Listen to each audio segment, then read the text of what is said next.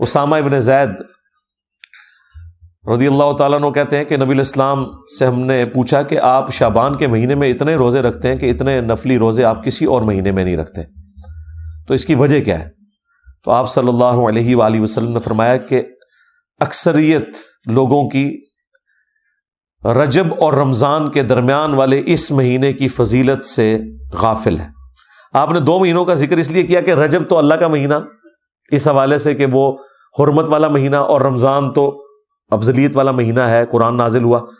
تو اتنے 2 افضل مہینوں کے درمیان جو یہ مہینہ ہے نا شعبان کا، یہ بھی بہت فضیلت والا ہے۔ پھر آپ علیہ السلام نے فرمایا کہ اس مہینے میں اللہ کے حضور نامہ اعمال پیش ہوتے ہیں، اور میری خواہش ہے کہ جب میرا نامہ اعمال اللہ کے حضور پیش ہو تو میں روزے کی حالت سے ہوں، اس لیے میں روزے رکھتا ہوں کثرت سے۔ اچھا، یہ بڑا اچھا موقع تھا کہ نبی علیہ السلام پھر پورے شعبان میں روزے نہ رکھتے، ایک 15ویں شعبان کو رکھ کے کہتے کہ یہی وہ رات ہے۔ یہ بھی اس بات کا ثبوت ہے کہ وہ اس طرح کی رات والا معاملہ کوئی نہیں، کہ سنن نسائی میں واضح حدیث ہے کہ نبی علیہ السلام اس مہینے میں کثرت سے روزے رکھتے تھے، کیونکہ آپ علیہ السلام نے فرمایا کہ نامہ اعمال اللہ کے حضور پیش ہوتے ہیں اس مہینے کے اندر۔ بلکہ صحیح بخاری اور صحیح مسلم دونوں میں موجود ہے کہ نبی صلی اللہ علیہ وآلہ وسلم رمضان کے بعد سب سے زیادہ روزے جس مہینے میں رکھتے تھے وہ شعبان کا مہینہ ہوتا تھا۔ تو شعبان کے مہینے کے روزوں کی فضیلت اپنی جگہ ہے، حتیٰ کہ بخاری اور مسلم دونوں میں حدیث ہے، اما عائشہ سلام اللہ علیہا کہتی ہیں کہ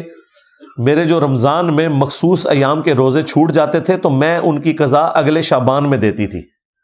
کیونکہ شعبان میں نبی علیہ السلام جو ہے وہ کثرت سے روزے رکھتے تھے۔ بیسیکلی انہوں نے کوڈ ورڈ میں بات کی، وہ جو حدیث ہے نا بخاری مسلم میں کہ کوئی بھی بیوی اپنے خاوند کی مرضی کے بغیر روزہ نہیں رکھ سکتی، یعنی اس میں امپلائڈ ہے کہ خاوند اپنی بیوی کے ساتھ جو ازدواجی تعلق ہے وہ دن کے وقت بھی قائم کر سکتا ہے۔ تو اما عائشہ جو کہہ رہی ہے نا کہ میں روزے شعبان میں رکھتی تھی رمضان کے قضا کیے ہوئے،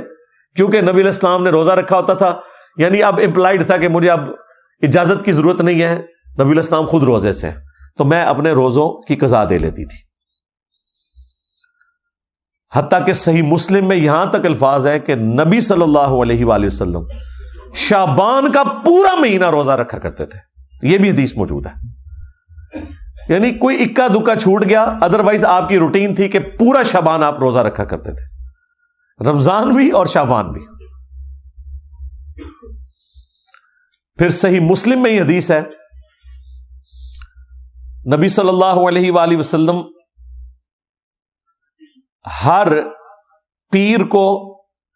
اور ہر جمعرات کو بھی روزہ رکھا کرتے تھے، اور ترمذی میں تو الفاظ ہیں یہ اس لیے میں رکھتا ہوں کہ نامہ اعمال ہر پیر اور جمعرات کو اللہ کے حضور پیش ہوتے ہیں، میری خواہش ہے کہ میں روزے کی حالت سے ہوں۔ ایک اور حدیث بھی ہے مسلم میں کہ نبی علیہ السلام پیر کا روزہ اس لیے رکھتے تھے، فیہ ولدت وفیہ انزل علیہ، کہ اس دن میں پیدا ہوا، اس دن مجھ پہ پہلی دفعہ وحی نازل ہوئی۔ وہ بھی ہے، ایک پیر اور جمعرات والی بھی ہے کہ نامہ اعمال اللہ تعالیٰ کے حضور پیش ہو۔ تو اب دیکھ لیں، نامہ اعمال شعبان کے مہینے میں بھی پیش ہوتے ہیں،